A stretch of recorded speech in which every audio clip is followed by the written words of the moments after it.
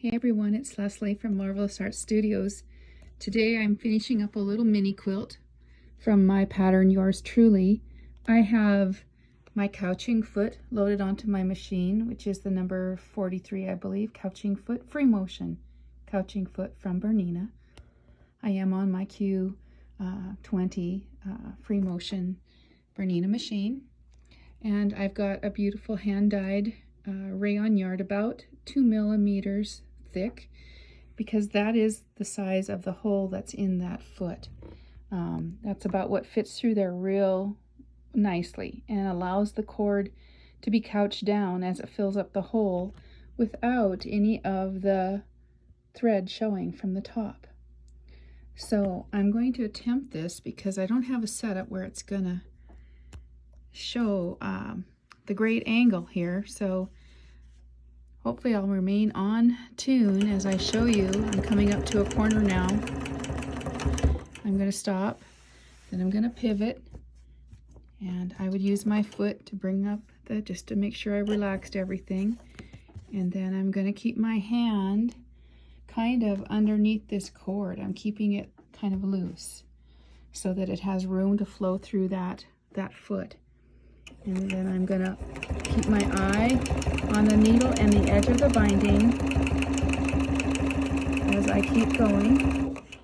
And if you get off a little bit, you can stop, take it out the stitches to wherever it was wavy, and then continue on.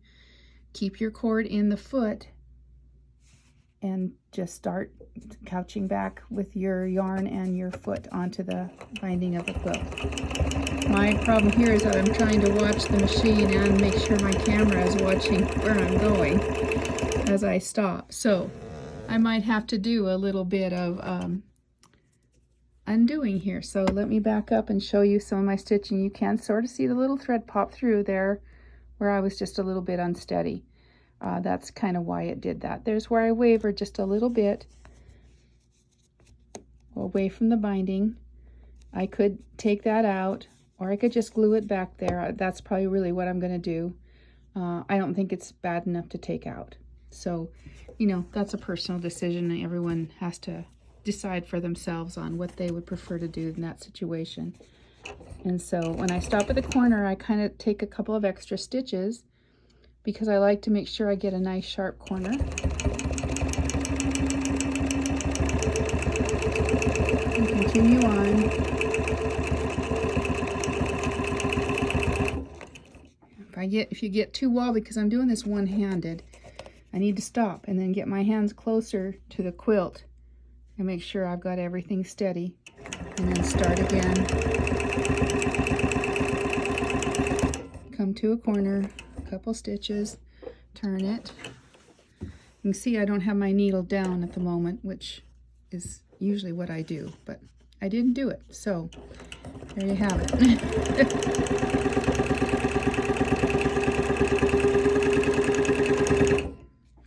Stop, get control of my quilt. That might be a spot I might have to take out. I don't know if I can live with that.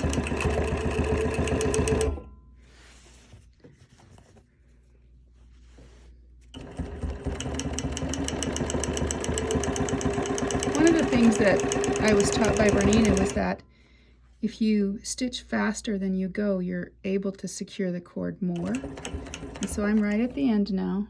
And I'm just going to go over my cord just a few more stitches, and I'm going to stop. And as I do, I'm just going to bring my foot up, pull the quilt toward the back.